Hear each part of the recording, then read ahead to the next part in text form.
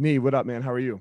I'm doing great, man. It's great to be here. Man, we just found out, offline a second ago that we're part of the Obama Black Brotherhood, black dads and white moms. Exactly, man. you I know, never heard it said like that, but that's true. yeah, I never did either, and I know for me growing up, like there wasn't a lot of us, right? We're similar to the same age. So I didn't really fit in anywhere because I'm a little more light skinned for sure. My sister's a little darker skinned. And it was a weird thing. But as I get older here, I'm meeting all these friends that are the same. So Right, I'm right. great to meet you, man. Absolutely, man. Great to meet you as well. So you play in the NFL. Let's start there. Yeah, What yeah. years did you play in the NFL and what teams did you play for? So I played for the Saints 2 years. It was actually so if you remember when the Saints won the Super Bowl, I Yep. got released in the middle or in the beginning of that season. Okay. So I had to watch them win the Super Bowl without me. It was tough, Yep. but yeah. So just the Saints had two shoulder injuries, like both years I was there, and obviously a dream come true just to be there, but it didn't really end the way that I wanted. But of course, learned a ton from it and was very glad and very grateful to have that experience. But yeah, that's my time in the league. So man, it's such an interesting thing because I mean, I'm a former pro athlete. Mhm. Made it to a very similar level as you did in my sport. The pay greatly difference, I'm Right. sure. Like, what we don't have a collective bargaining agreement that Right, says right. that.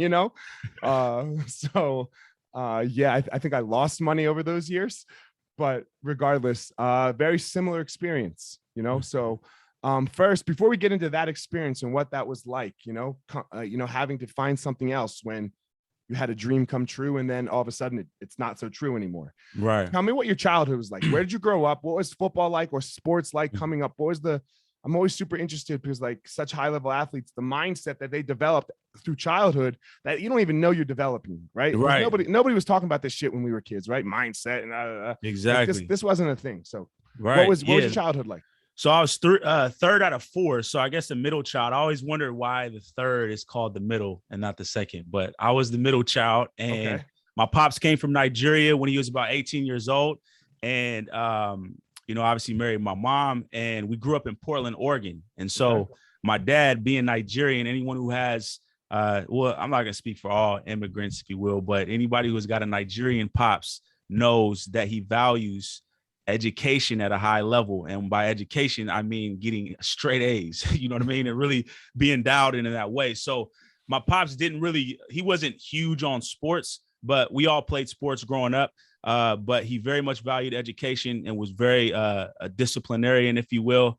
And I kind of struggled finding my place. I was a little bit different than all the rest of my three brothers. All my three brothers are like very outgoing, kind of like life of the party type of dudes, and I'm very much introvert, was considered shy growing up, and I feel like I always kind of like was doing different things than my brothers were doing, and that kind of took place in terms of sports as well. All my brothers played soccer, and I was about sixth grade. I played soccer as well. At sixth grade, I was a little chubbier, man, growing up, and I was like, man, I'm not trying to do this soccer thing no more. Dude, we over here running. You gotta run too much. Yeah, like, and I just I wanted to play football, and my dad and my mom were really crazy about it, but my big brother kind of, convinced them to let me. And I fell in love with football, man. Seventh grade, I was just like in love with the idea of like physically dominating somebody on the field and that being okay. Because Right. playing soccer, I was bigger and I would run into kids and be, playing physical. Because, I grew up third out of 3 out of 4 boys. So, of course, very competitive household, physical and all of that. So I just love football, man, and didn't really know a lot about football because we also didn't have a TV growing up.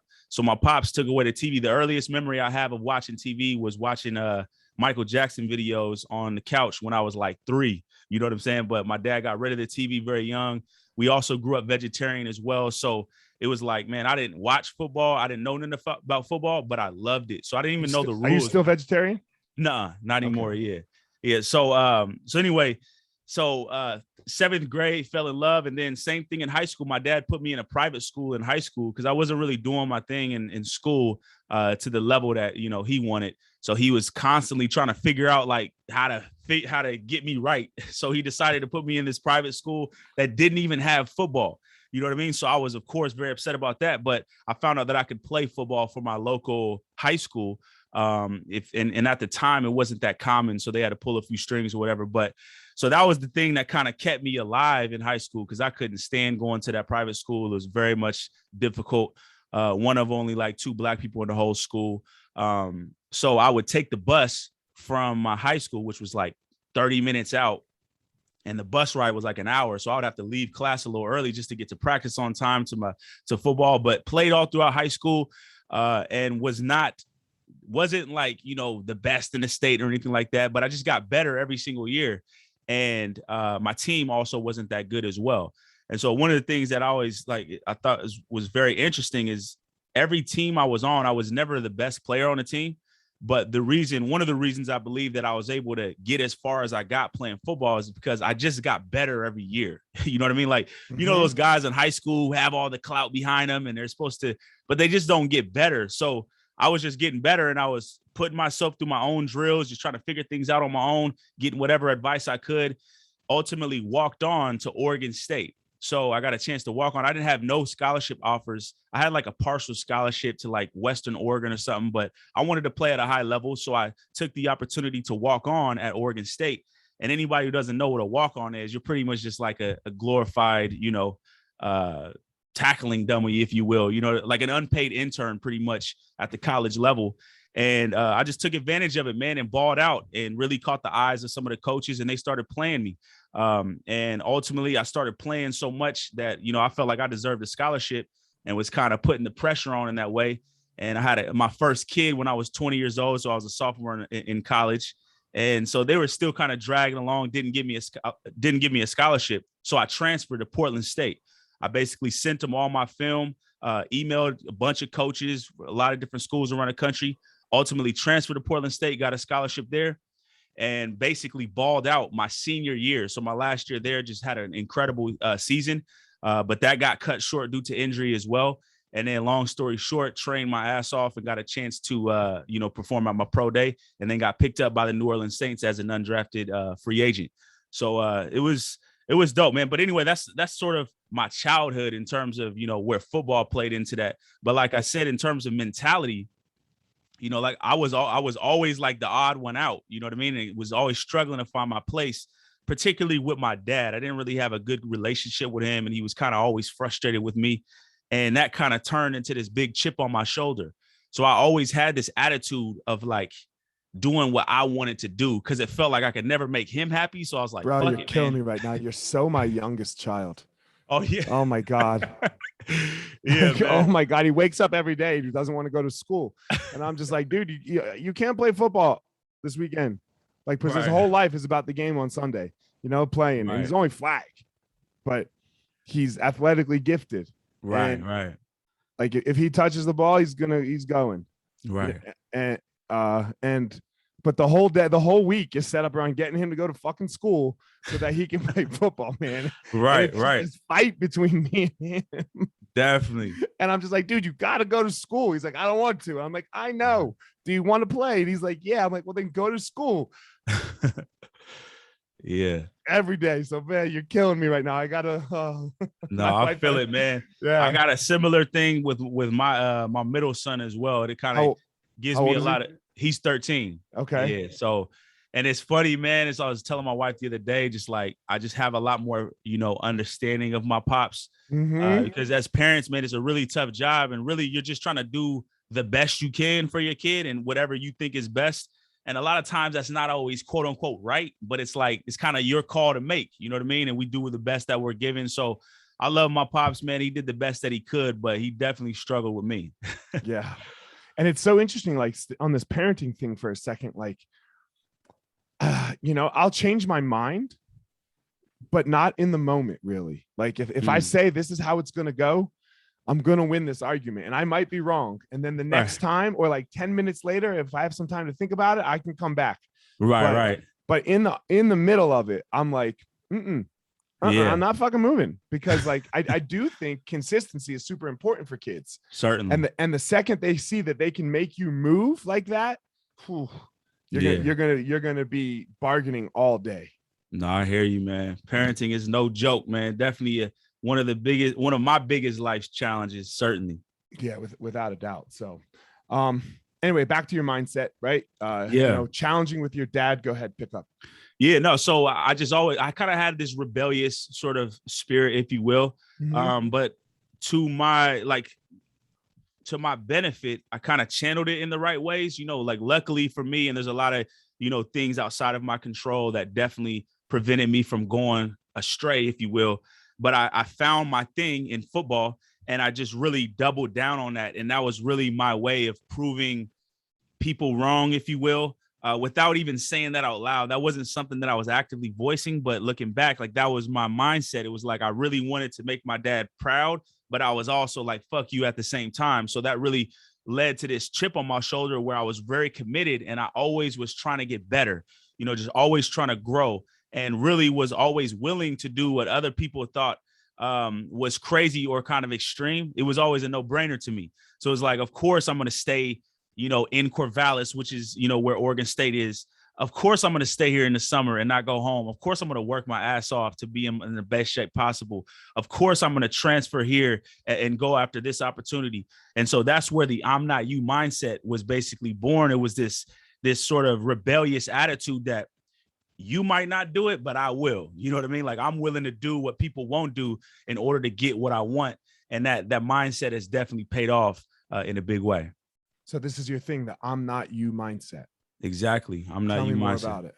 Yeah. So that's what it's about, man. It's about when there's something that you want, you know this as well as anyone, being a fighter. And I have tremendous respect for fighters. Obviously, football is a pretty physical sport, but anytime you're walking into a ring or octagon and it's you against the other guy, that takes a certain amount of courage, right?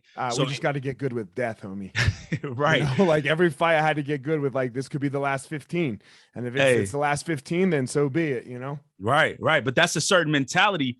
And the way that I always frame it is if somebody is saying, that's crazy, or I'm not trying to do that, then I want to be the one to say, yeah, I am going to do that. I am willing to do that. So in that way, I'm not you. So don't compare me to none of these dudes. Like I'm a different breed. And that to be a competitor, you kind of have to have that mentality that I'm different, because as well as I do, again, as a professional athlete, if you go the route of paying attention to odds or, what's most likely, then you'll pretty much just never try to be a pro athlete. You'll pretty much listen to any of the critics or any of the people, the media saying, oh yeah, you're going to lose this fight, or Vegas, if you will, right? You got to have a certain mentality. Like, fuck that. I'm going to do it, and I'm going to do it my way. And here's what I'm willing to do. And ultimately the I'm not you mentality is about being willing to pay the price for what it is that you want. Because too often we see, especially in today's age, you have a lot of the microwave mentalities, and we watch all this shit on Instagram. We forget the price that needs to be paid. So it's really about being able to pay the price and being able to dominate in what I call the jungle, which is that, metaphysical realm in which we go after what we want, versus the zoo, which is where people are kind of just taking whatever they can get and opting for safety. So when you're an entrepreneur, when you're a professional fighter, when you're going after a dream or goal, when other people are trying to get you to be safe, you're in the jungle. And in the jungle, it's dangerous. You know what I'm saying? So there's a price to be paid to dominate in the jungle. You can't just go into business and think you're going to be successful just because you got some goals and, I'm different. You also got to pay the price. So that's what the I'm not you mentality is about. Man, I like you're saying you got to pay the price, because, my friend and I have this thing where everything's got a cost, man.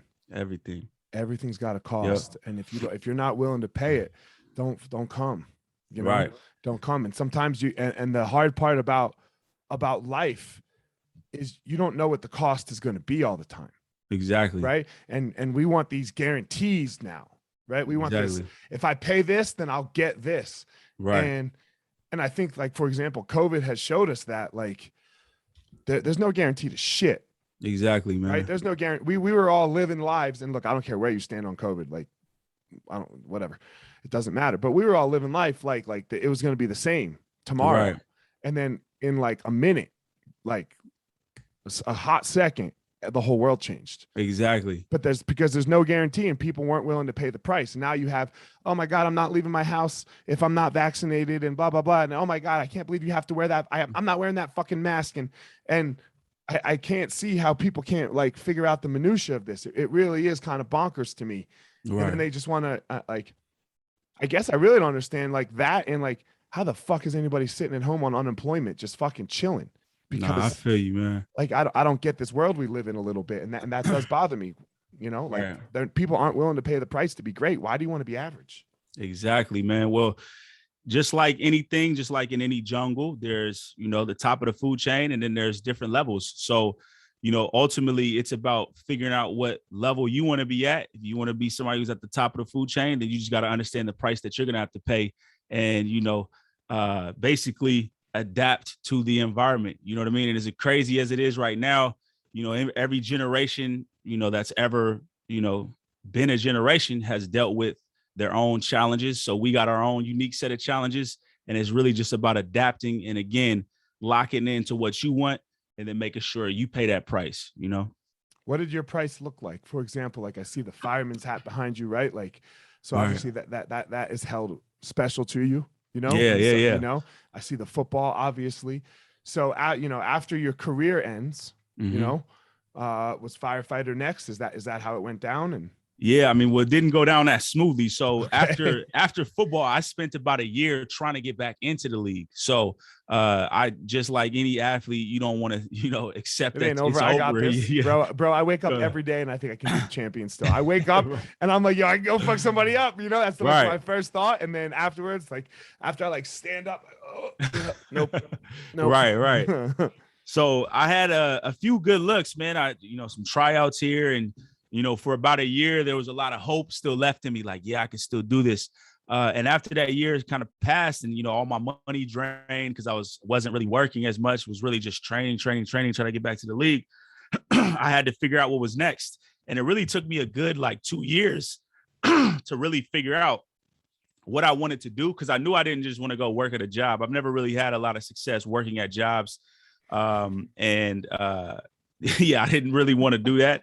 But I had a family, you know what I mean? So I have a wife now, and we had 4 kids at the time. And it's like, all right, what is it that I'm going to do to find my purpose and really lock in? So that I started doing some training at a local gym that I used to train at. So I started training kids and things like that.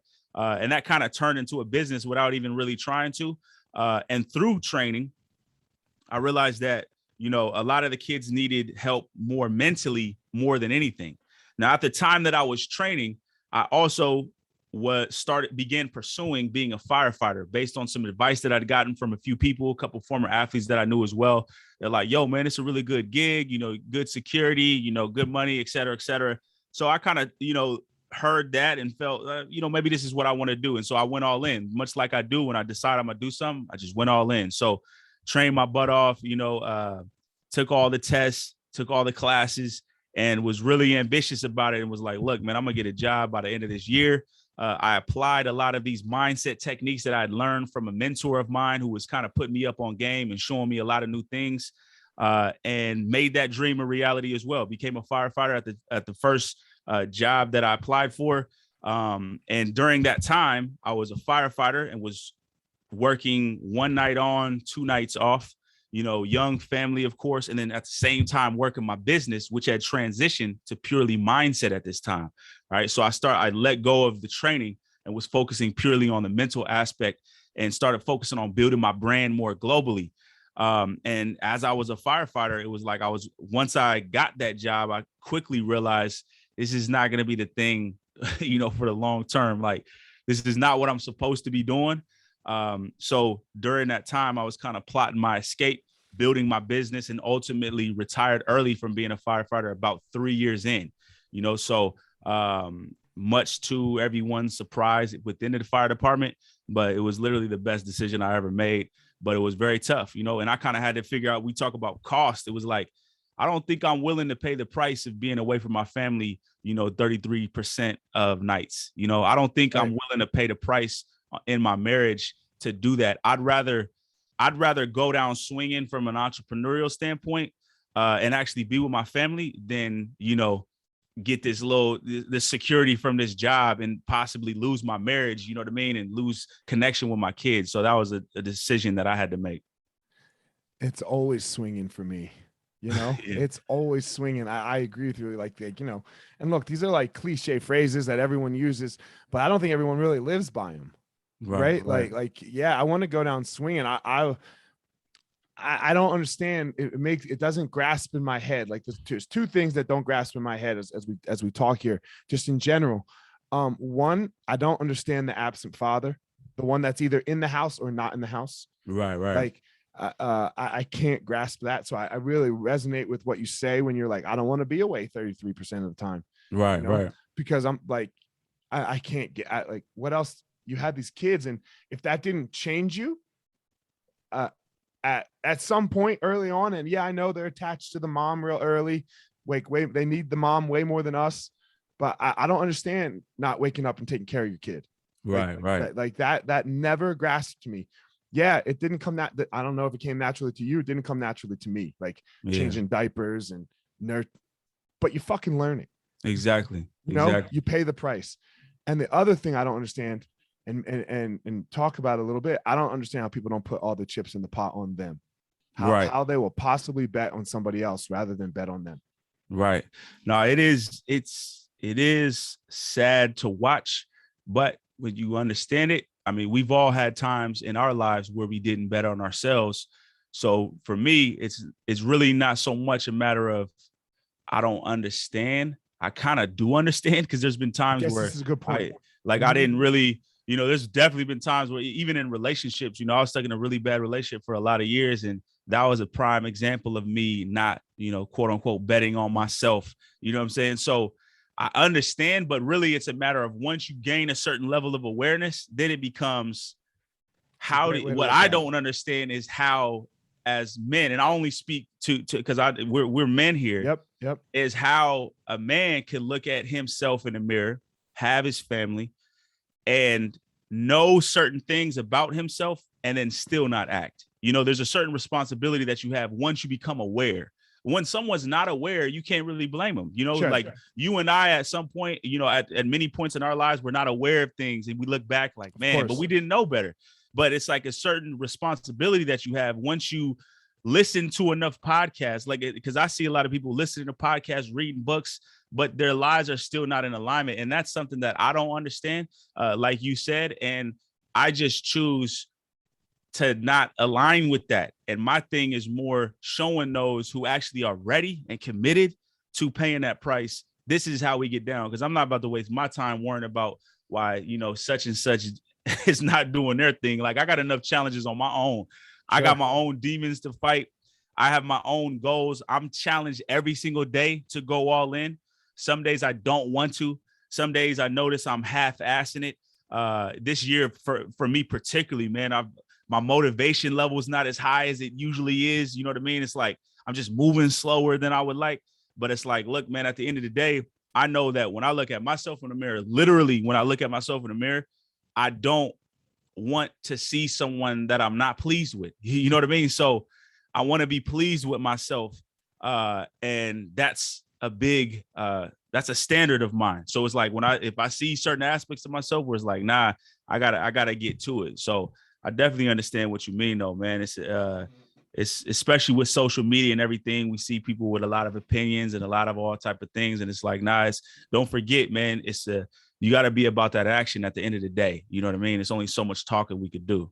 Two questions for you as we continue here, and you touched on them a little bit. Like you see people podcasts and books and all this stuff, right? Like, and they have the information. And I think what it comes down to a lot is fear, right? They're just afraid to fail.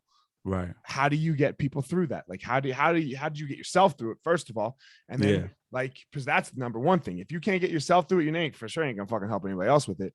Yeah. Right. And then really you just replicate, right? This is how I got through it. So let me help you do it. So exactly. How'd you get yourself through your own fear? Yeah. So to me, when you talk about fear, it's something that's so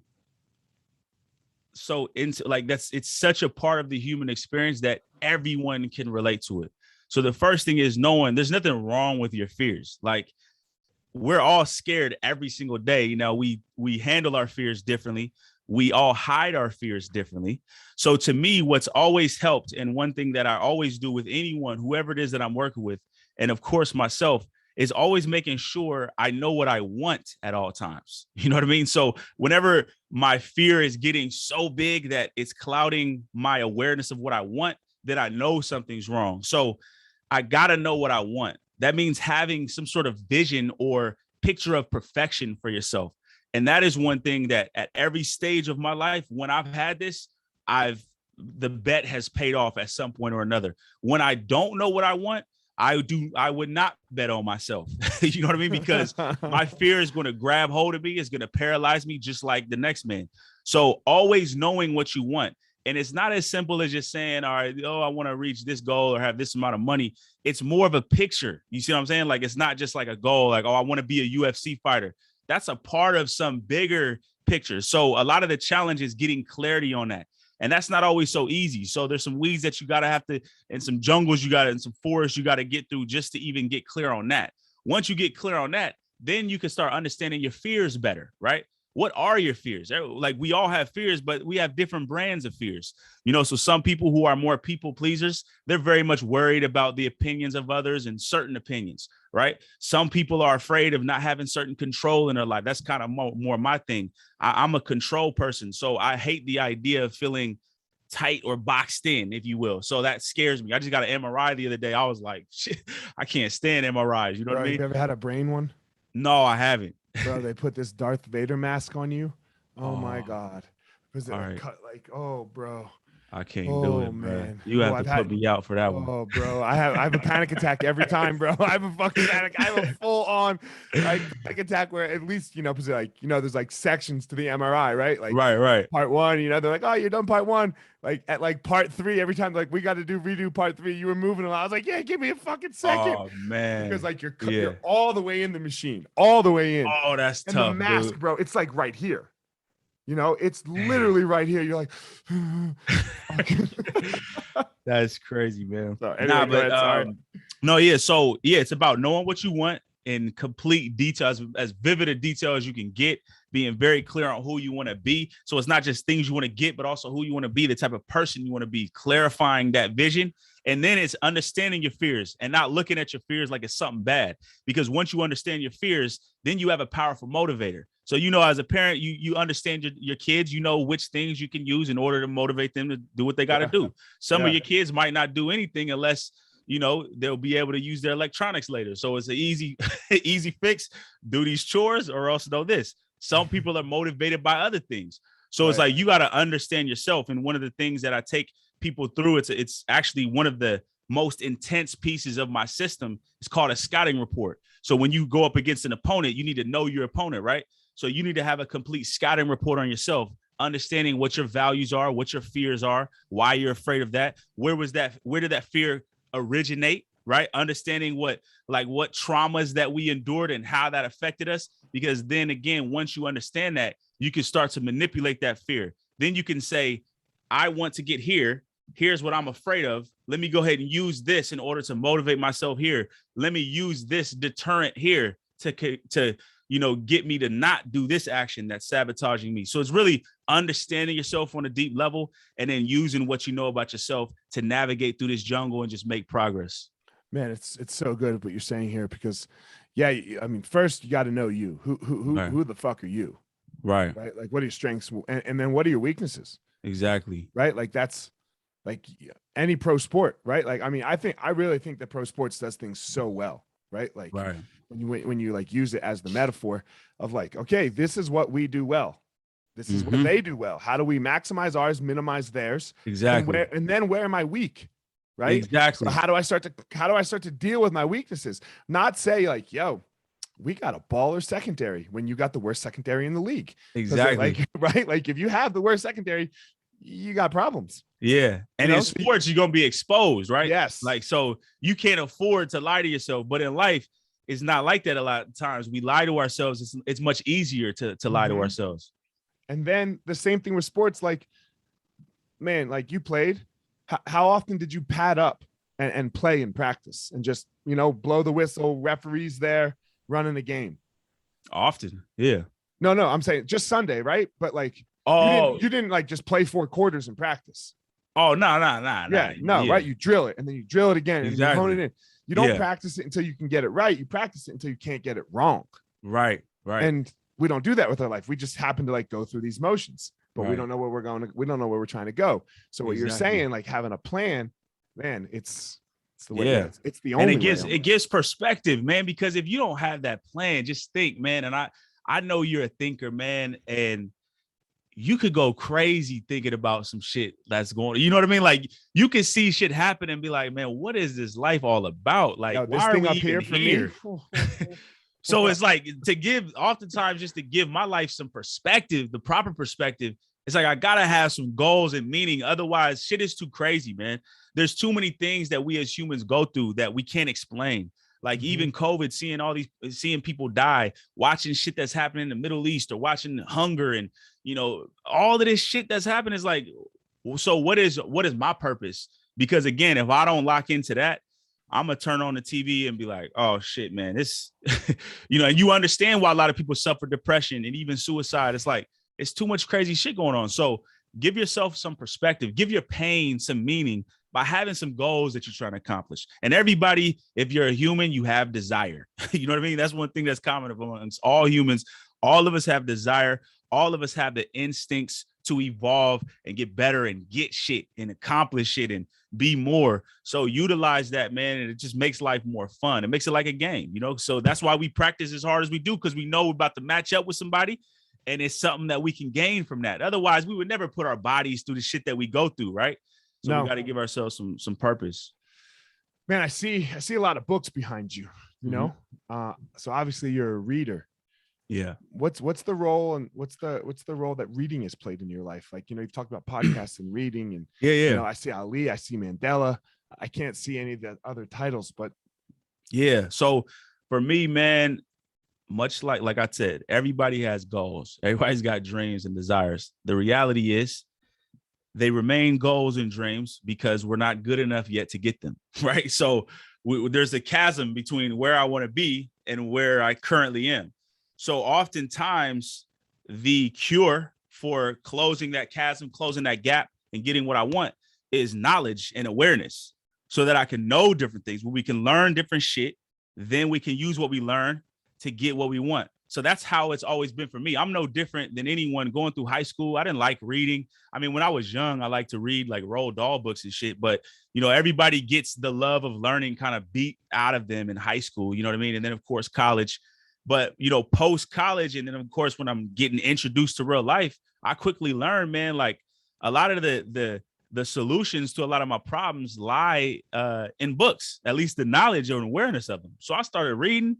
Like, oh shit. Like, I had a mentor, put books in my hand, was like, read this. And I read it and it blew my mind. And guess what? The book costs like $8 on Amazon. So of course, my natural reaction is, let me buy some more books. You know what I mean? Oh, I want to learn how to do this. All right, let me go on here and find the best books in business, sales, marketing.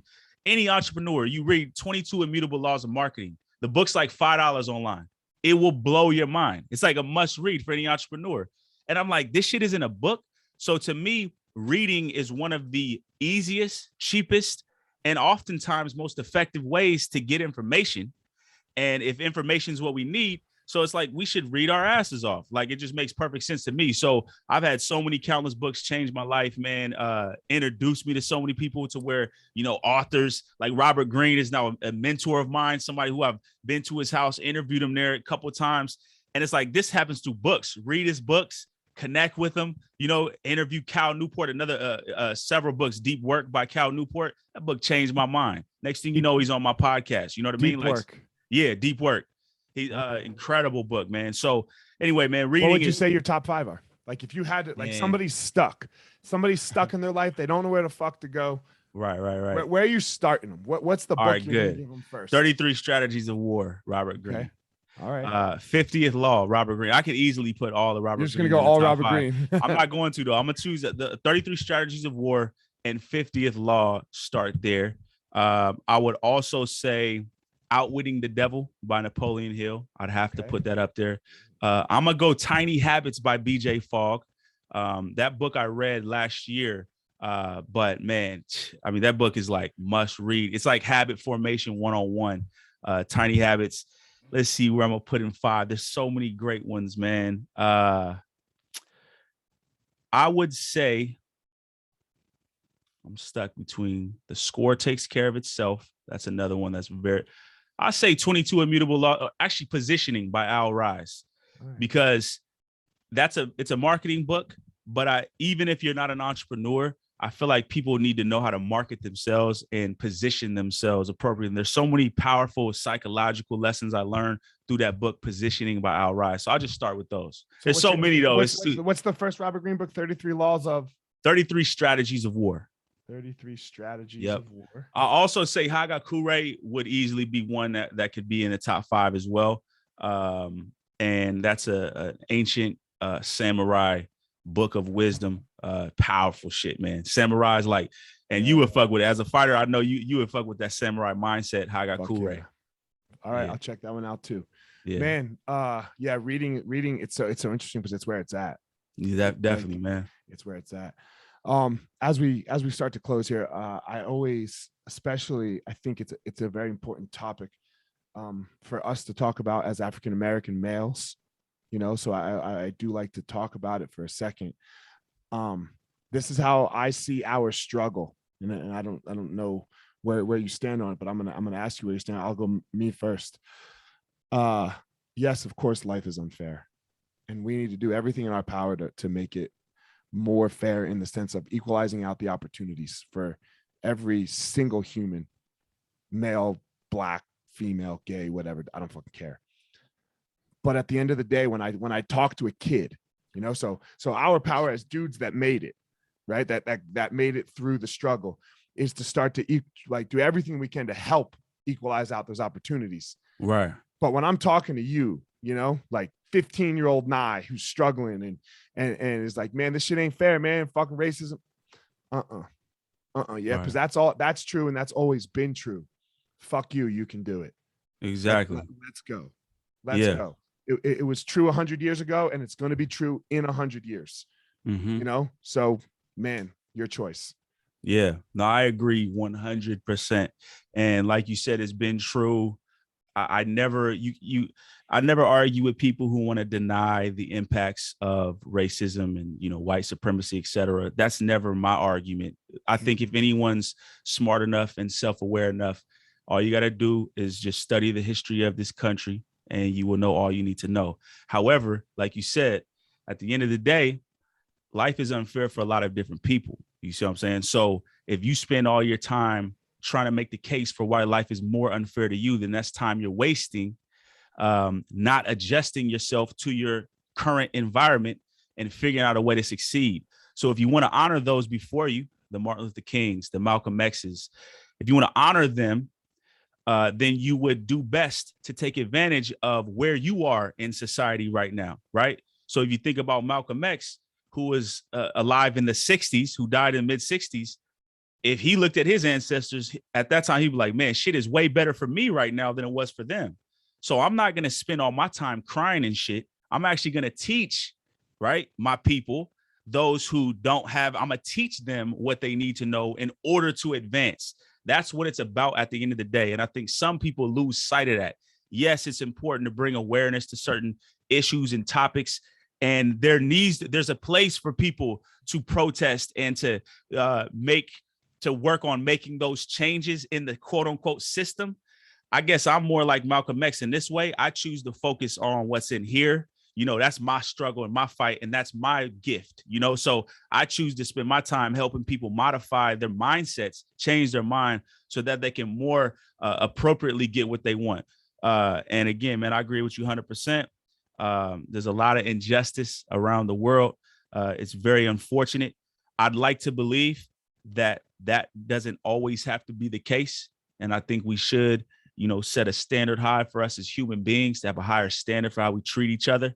And then we also have to understand where we're at, and we have to focus first on ourselves. You see what I'm saying? Because, and I know it's, you know, the Michael Jackson, the man in the mirror, it's like, this shit is cliche, but it's true. It's like, you can only change what you do every day. You certainly ain't changing what the next man is doing, or, you know, trying to change somebody who's halfway across the globe. Change yourself first and figure out a way you can be of value here, you know, gain some valuable skills, become an entrepreneur, make some money. You know what I'm saying? Get this bread. It's easy to make bread nowadays. You got the internet. Like, I feel like Black people in the 50s, 60s, 70s, to hear us crying today was backhanders. Like, what the fuck are you talking about? dude. You like, what are you doing? Like, what you wasting time for? Get this bread, man.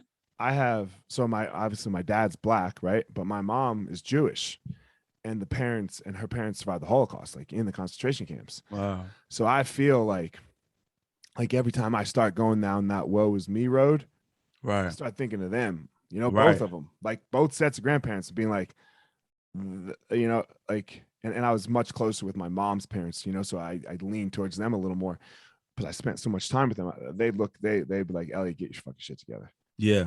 They'd look at us right now with COVID and right. be like, y'all fucking weak. Right. You know, like what, right. What's the matter with you? You guys are fucking weak. You know, like they're like, stop it. Like, stop it right now. So yeah, I agree with you. And yeah, like we need the space for the organizers and the protesters, and that's just not my style either, right? I would rather take you. Come on. Yep. Let's go. Let's jump on this ship, you know? Exactly. So I got 3 more questions for you as we close up. The first one, like you talked about social media, right? And just like, and just branding. This is like branding and everything kind of combined. Man, how do you deal with you know, you can't be for everybody. Right? Like, yeah. Like, because if you try to be for everybody, you're going to end up being for nobody. Exactly. Yeah, it is tough, man. But I think as a part of my nature, it's been a little bit easier for me to know. I know who I am, and being my dad, being who he is. And this is one thing my dad showed us with his actions. He was unapologetically who he was. So I've always had that be a part of my DNA. So I know who I am. I know who I'm helping. I know what I'm helping them accomplish. I know who I am not helping, and I know what I am not helping them accomplish. So here's what I do. Then you come to the marketplace or what have you, podcast, etc., social media, and then you start doing that, and then I start seeing results, start working with who I want to work with, helping them accomplish what they want to accomplish. And then you start getting the resistance. You start hearing people say, disagree.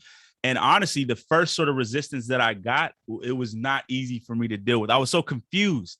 I'm like, what do you mean? That you would say something and then they would interpret it a certain way. And I'm like, hold on, that's not what I'm saying at all. That's not who I am at all. So, but ultimately, and I'm speaking for me, I should stop saying they or you. I had to internalize the fact that, again, the more you are for something, the more you create the opportunity for its opposite. You see what I'm saying? So it's like the laws of nature. Duality. Yeah. Yeah. So it's like the more I stand for this, the more naturally I'm going to get resistance. So technically, when you start getting lots of resistance, that's a good sign. That means like you're drawing that line in the sand. And again, it was tough for me to sort of stomach, if you will. But what helps me is spending more time thinking about who I'm helping. Does that make sense? It's like, so it's like, I saw this great Kanye West. He was like this Kanye West clip. He was like, I do this to motivate people. So if you're not motivated by what I'm doing, then it doesn't fucking matter. And it's like, what I can't understand is, why do you follow?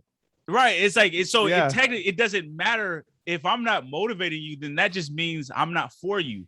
Right. So just as long as I'm helping someone, like, then I'm doing what I'm supposed to be doing. So it takes a lot of discipline, and then you kind of have to know yourself as well. So if you are someone who's very affected by these comments and this and that, then you need to figure out how you want to deal with that. Do you want to throw yourself in the fire and kind of bathe yourself in it? Or, do you might want to take it a little bit easy? Like, we all kind of have to play that game in terms of how much we want to expose ourselves to. But I see it as a sign of growth, and I kind of get angry after I get upset and kind of confused. Then I get angry, you know what I'm saying? And that's the I'm not you mentality. Then it's fuck you. Then I'm doing part 2. You know what I'm saying? Like, I did an episode, strictly for women, and it was received very well by a lot of women. And then of course there were a lot who had a problem with it. And I literally listened to it again just to make sure I wasn't tripping. And when I listened to it, I literally was agreeing with myself over again. So I was like, I'm cool. Like, I don't. So if you had a problem with it, that's on you. This is my stance. And that's the beautiful thing. It's like going to the grocery store. You ain't got to buy everything in the grocery store. It's certain shit. So you just get what you need and get the fuck up out of there. You know what I mean? I just don't understand it, right? I mean, the grocery store analogy is amazing. Like, I don't like fucking olives. I can't fucking stand them. Right. They But they got a repulse me. whole olive section Yeah, at that Whole yeah, Foods. yeah. So go ahead, fucking do it. I'm not saying don't buy olives. Right. You know, like that taste is off to me. Right. But that's just me. Right. Like, fuck it. I don't buy olives. Like, Exactly. like the whole like thought, like I it blows my mind sometimes. Like, you know, because I'll get people sometimes like go to one of my schools and like complain to like a general manager about like an Instagram post that they disagreed with of like mine. And I'm like, so don't fucking follow, man. I didn't make you click follow. And if you really got a problem, just fucking hit me up. Right. Like, and let's debate. Let's talk, man. Like, let's argue. Like, that's good. So explain your mindset, explain your philosophy. I'll explain mine. I would love that. I would love if we did that more. Even with a lot of these like politicians and shit. It's like, why are y'all crying about shit all the time? Why don't we just get on TV? It would be very well viewed. You would have a ton of people tuning in. Let's argue about the shit. Let's debate. Mm-hmm. So even with the COVID, there's people who are like, nah, fuck mask or fuck vaccinations. And then let's talk about it. I actually would learn more than if we just sat up there and said our take and then was like, fuck you to everybody else. Let's be evolved humans. Did you read Obama's? I mean? Did you read Obama's last book? Nuh-uh. Okay, so in his last book, he talks about this. He does a debate, and he's like, "Man, I fucking crushed it. I told him exactly what I thought." And then he comes off stage, and his debate preppers were like, "That was fucking awful." He was like, "Why was it awful?" He's like, "I told him what I thought." They're like, "Yeah, you can't tell anybody what you fucking think." That's true. Like, that's not the game. And he's like, God damn, you know. And then look, he obviously went down that route because two-time president, yada yada. Right. You know. Right. So, but anyway, yeah, I would love to know what anybody thought, like for real. And then I get to know what they think. They get to know what I think. And then if we disagree, it's cool. We just don't have to be friends. Exactly. It doesn't mean you're terrible. Right. And it doesn't mean that I am either. We just don't have to be friends. Like when I have my 10 friends over my house, you're not fucking coming. And that's okay. It's not a big deal, you know? Right. All right. Last two here. I don't know if you thought this was going to happen, Niyi, but I hate to break it to you, homie. You're not going to get much out of this podcast, right? Like, you're not going to blow up, you know, like this isn't going to be like, boom. And then like, you know, you're the next fucking Tony Robbins. I hope you don't think that was coming in. So why? Why what? Why take your hour? Why take your hour and sit down and talk? Man, that's a great question. I don't know that anyone's ever asked me that. I've done a lot of these, but I'll give you a couple of reasons. Number one, selfishly, I love being asked questions. Okay. I love talking about my philosophy. I'm not a dude, like, for example, my wife, she's very outgoing. She loves going to parties. I hate going to parties. I'm a homebody to the core. But whenever I do end up going to a little party or something, I'm just dying to meet somebody where we could just talk and ask some questions. So I just love doing that. I love the opportunity to talk with another evolved individual about the shit that I believe in. So that's first. Secondly, I believe that what I do, and particularly what I teach, my systems that I teach, I believe they're second to none. And I believe that anytime there's even just a chance where one person would listen and then follow me, ultimately buy my product and service, their life is going to be dramatically better for it. So obviously, as an entrepreneur, I'm always looking to, take my message to the world and expand in that way. I did an interview with Tony Horton, you know, the dude P90X, right? Mm-hmm. And this dude is as big as they get, best-selling books. Tony Horton's a legend. He came on my podcast several years ago, back when I didn't have shit on there, you know what I'm saying? Just kind of real, just up and coming podcast. And when he said, like, yeah, he does every time somebody asks him to do a podcast, he's like, hell yeah. You know what I mean? And that's just, because he's like, this is an opportunity for people to understand my philosophy and get to know me better. So I love talking my shit. I love talking my shit with people who want to hear me talk my shit. So I imagine if you ask me to do this interview, you want to hear what I have to say. And then of course I believe in what I do. You know what I'm saying? I believe that, when it comes to transforming mentally and practically taking the shit to the next level, there's nobody better than me. So that's what it's about. It's so interesting. Some people get so mad about that last part. Nobody better than me. And like, man, what the fuck? If you, and maybe there are, right? Maybe there are, Right. but that's okay. I'm striving for it. I'm running right at it. And if I Right. don't think that I'm either there or going to get there or working at it, like you can't have this mentality like, and I only know this, I guess, from experience because I was always like in my professional career, I didn't have the right mindset. Like I was always like, Mhm. oh well, I'm not ready for that fight yet because so and so's blah, blah, and I would just like logic this all the way through, and that's what held me back at the end of the day. Right. Right. Like, so yeah, what if am I the best dad? You goddamn right, I'm the fucking best dad. Right. Am I the best husband? You are fucking right, and you better believe the same thing. Do I Exactly. teach jujitsu? Am I the best grappling coach? You're fucking right. I believe that shit, and I do everything every day to be better at all of that shit. Right. Right. You Man, know? and they work hand in hand. It's like Yeah. it's not always about saying, "Oh, I'm the best," and you ain't done shit. It's like knowing that you want to be the best, number one, and then as you continue to work, and then you ever just work at something, and then you look and be like, "Damn, I kind of am nice though." You Yeah. know what I mean? So I'm at the point in my career where it's like, "Yo, I'm nice." Like, so this is not a matter of, "Oh, I'm just starting off and I'm gonna be the best." Nah, like I'm nice. I'm as good as they come. And when it comes to what I offer, there's nobody doing it better than me. And if there is, show me. And if you really believe that, then don't fuck with me. You know what I mean? Right. But the people who fuck with me also happen to believe the same thing. Otherwise, they wouldn't be fucking with me. So, and I agree with you, even as a being a husband, it's like if you don't believe that, then your wife is in trouble. You know what Yeah, I'm she saying? better leave. She's got to Right. go. Like my kids don't have an option. They're fucked. Right. But like my wife better leave. If she doesn't think that this is the best situation for her possible, then she needs to fucking go. Right. You know? And yeah, I only want to deal with people that want all of my smoke. The benefits Yeah. and the drawbacks, right? But you got to understand, everyone's got drawbacks to them. Exactly. Like there's difficulty working with me. I know this. Exactly. Right. Like I bring my own difficulty. You bring your own difficulty. Right. I'm just going to bet that the benefit outweighs the drawback. Exactly. So therefore, you tell me, and then let's fucking go. Exactly. So yeah. Last question. I believe everyone has a unique power in the world, homie.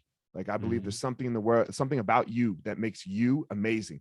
It's not what makes you rich or money or famous. It's that thing that you go give to the world, and everyone's like, God damn, that motherfucker over there, right? Yeah. So what's your power? Man, I would say my ability to see reality and help people gain control over their reality. If that makes sense. I feel like I'm a thinker.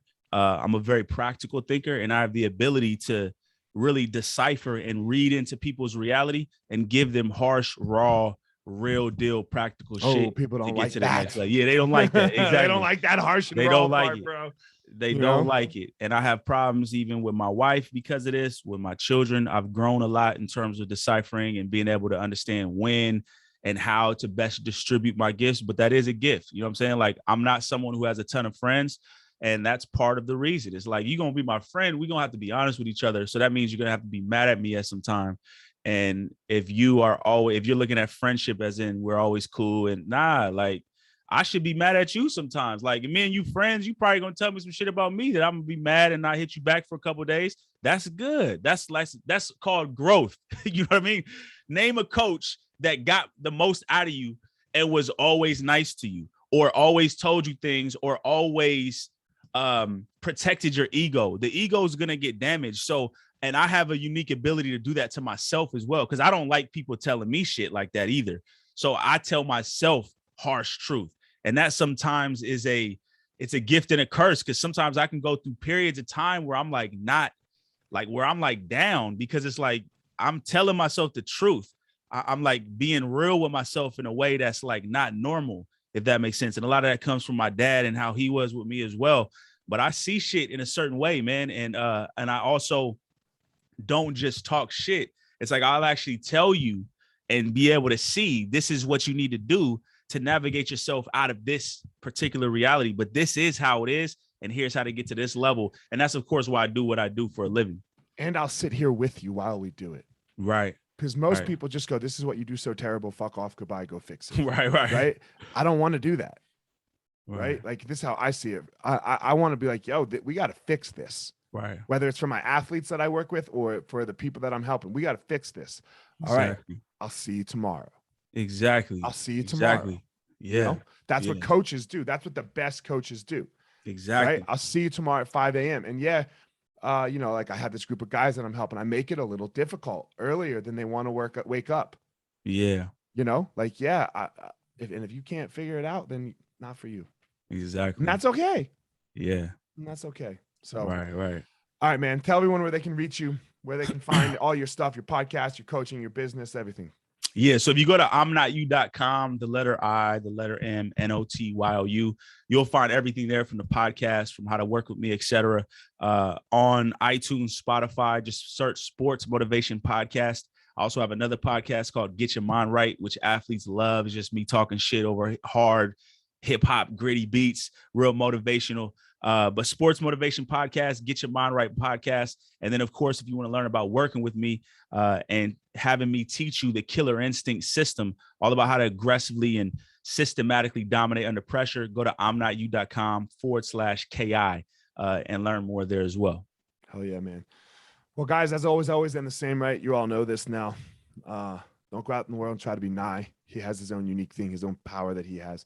Please don't go out in the world and try to be me, because I have my own unique thing and my unique power. So you just go out in the world and you find your power.